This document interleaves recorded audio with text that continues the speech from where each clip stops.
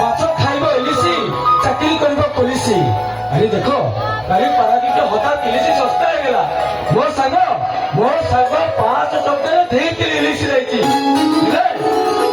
ଆମ ଚଣ୍ଡୀ ରୋଷେଇ ଘରେ ଏପର୍ଯ୍ୟନ୍ତ ରୋଷେଇ କରୁଛି ଯେ ଦିନ 10ଟା ହେଇଗଲାଣି। ମୁଁ ଖାଇଲେ ପୁଣି ଅଫିସ ଯିବି। ଏପର୍ଯ୍ୟନ୍ତ ଆମ ଚଣ୍ଡୀର ରୋଷେଇ ସରିବ ନାହିଁ।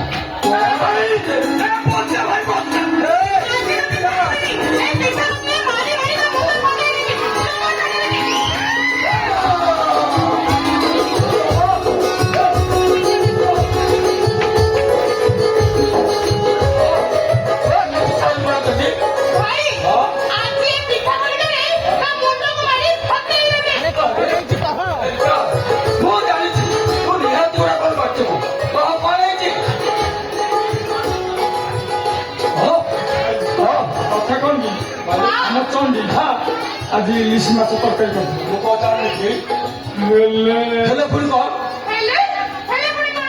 ତମେ ଇଣ୍ଡିଆ ପାକିସ୍ତାନ ଯୁଦ୍ଧ କହୁନୁ ହେଲେ ଭାଇ ସେ ଇଲିଶି ମାଛ ତରକାରୀ ତ ଇଲିଶି ମାଛ ତରକାରୀ ଲେগে ଲାଗୁଥିଲା। ଆଉ ପୁରା ପିତା ଶୁଖୁଆ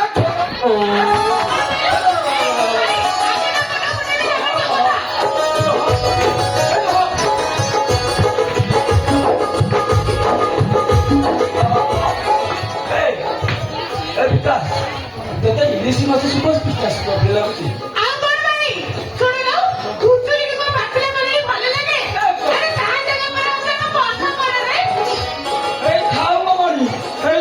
ପ୍ରଧାନମନ୍ତ୍ରୀଙ୍କ ଯୋଜନାରେ ଘରେ ଘରେ ପାଇଖାନା ସେଠିକି ଆଉ କିଏ ଯାଉଛି?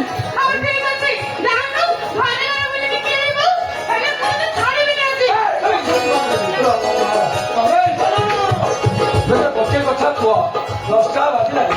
ମୁଁ ଅଫିସ ଯିବି। ତମେ ଦିଟା ଇଣ୍ଡିଆ ପାକିସ୍ତାନ ଭଳିଆ ସକାଳୁ ସକାଳୁ କାହିଁକି ଏମିତି ଯୁଦ୍ଧ କରୁଛ? ଶୁଣେ ହଁ କଥା କଣ କି ଆମ ଯୋଉ ଇଲିଶି ମାଛ ତରକାରୀ କରିଥିଲା ସେଗୁଡା ଖାଇ ହଉନି ହଁ ସେଗୁଡା କଣ ଜାଣିଛୁ? କଣ ପୁରା କଞ୍ଚା ସୋରିଷ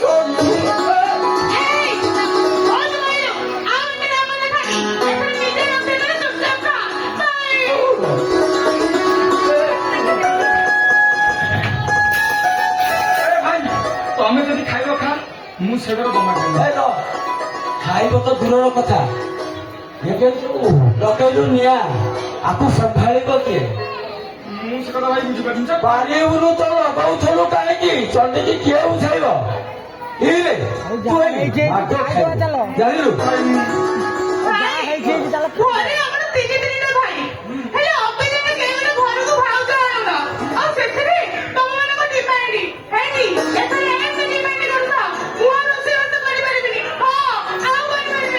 ହୁଣ୍ଡି ହାଲୋ ହୁଣ୍ଡି ବଡ ଭାଇ ସିନା ରାସ୍ତା ନା ବଡ ଭାଇ ସିନା ରାସ୍ତା କ୍ଲିୟର କଲେ ହଁ ଆମେ ଦିଟା ପୁଣି ଏପଟ ସେପଟ ହବୁ ନା ନାଇଁ? ଆମ ଗାଁ ମନସିଅପା ମୋ ଭାଇ ଭାଇ ମୋ ସାଙ୍ଗର ବଡ ଭାଇ ଭାଇ ଦେଖିବାକୁ ଯେମିତି କାମରେ ବି ସେମିତି କୋଉଠାରୁ ତୁ ତାକୁ ପାରିପାରିବି। ମୋ ଭାଇ ପାଖରେ ପୁରା ଠିକ କରିଦେଇ ତମେ ଯଦି ରାଧି ଝିଅ ଖାଇ ହେଲେ ହେଲା। ସତ କହୁଛୁ? ହଁ ଏକଦମ ହଁ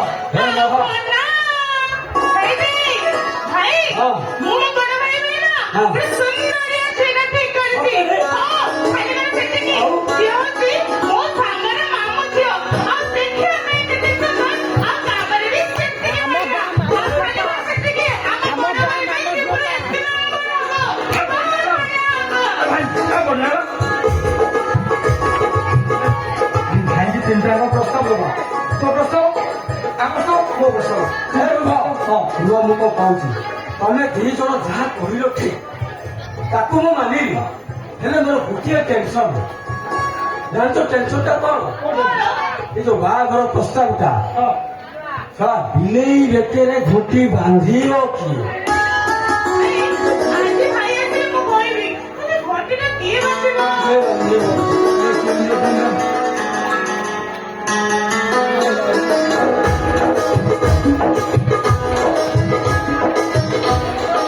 ବିଲେଇଟା ତୁମମାନଙ୍କ ସାମ୍ନାରେ ଛିଡା ହେଇଛି।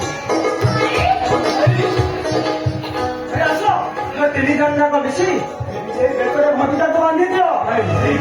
ମୁଁ କଣ ପଚାରୁଛୁ ତମ 3 ଜଣଙ୍କୁ ଶୁଭୁଛି ନା ନାଇଁ? ମାନେ ମୁଁ ପୂଜା କଣ କହୁଥିଲା? ପୂଜା କଣ କରୁଛ? କହୁଛି ନାଇଁ ଭାଇ କଥା କଣ କି ଇଲିଶି ମାଛ ତରକାରୀ ନା ପିତା ହେଇଯାଉଛି।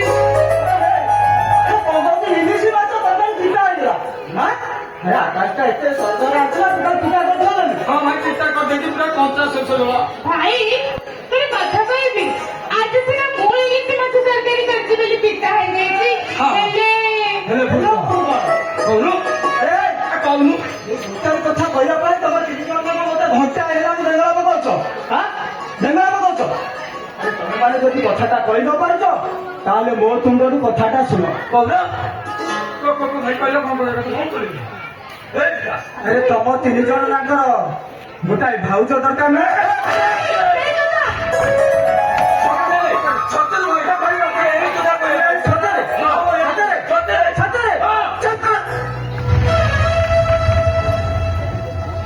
ତମମାନଙ୍କୁ କେତେ ଥର କହିଛି କେତେ ଥର କହିଛି ଏ ଘରକୁ ତମ ବଡ ଭାଉଜ ଆସିବା କଥା କେବେ ବି ଚିନ୍ତା କରିବନି ସବୁବେଳେ ତମ ମାନେ ମତେ ଟେନସନ ଦଉଛ ଟେନସନ ତମ ମାନଙ୍କୁ କୋଉ ଥରେ ହେଳା କରିଛି ଯେ ଆମକୁ ଟେନସନ ଏ ଘରକୁ ଭାଉଜ କି ଆସିବା ନିହାତି ଦରକାର କଣ ପାଇଁ ତମମାନେ ଟେନସନ ଦଉଛ ସବୁବେଳେ ଖାଲି ସେଇ ଗୋଟିଏ ଟେନସନ ଆମେ ତମକୁ ଟେନସନ ଟେନସନ ଟେନସନ ଆମେ ତମକୁ ଟେନସନ ଦଉନୁ ଟେନସନ ଦଉଛ ତମେ କଣ ଏମିତି ମହାଭାରତ ଅସୁବିଧା ହେଇଥିଲା କଣ କରୁଛୁ ମୁଁ ତମକୁ ଟେନସନ ତମେ ଟେନସନ ଦଉଛ ମୁଁ ଟେନସନ ଦଉଛି ଟେନସନ ତୁ ନଉନା ଆଉ କିଏ ନଉଛି? ଏ ଘରୁ ଗୋଟେ ଭାଉଜ ପଳେଇছে କଞ୍ଚା ବେତ ଅସୁଧ ହେଇଛି ଭାଇ ଖାଲି କଣ ସେତିକି ତୋର ଏ ଜିଦ୍ ପାଇଁ ଏ ଗାଁ ସାରା ଲୋକମାନେ ସେଠି ସେଠି ଆମକୁ ବହୁତ କଥା କହୁଛନ୍ତି। ଭଲ ହେଇଛି ବୁଝା ବୁଝା ବୁଝା ଯଦି ତମ ପାଇଁ ଆମ ପାଇଁ ସବୁ କିଛି କରୁଛ ତାହେଲେ ଯଦି ତମେ ଆମ ପାଇଁ ସବୁ କିଛି କରିଛ ଗୋଟାଏ କଥା ରଖିଲେ ତମେ ମୋର ଗୋଟିଏ କଥା ରଖୁନ କଣ ପାଇଁ? ହଁ ଭାଇ କୁହ କାଇଁ ଆମ ଘରକୁ ଭାଉଜ ଆଣିଲ? ନା ଲୋକ କଣ କଥା କହୁଥିଲି ତମକୁ ଶୁଭୁନି ହେଲେ ଆମ କଥାରେ କଣ କିଛି ଗୁରୁତ୍ୱ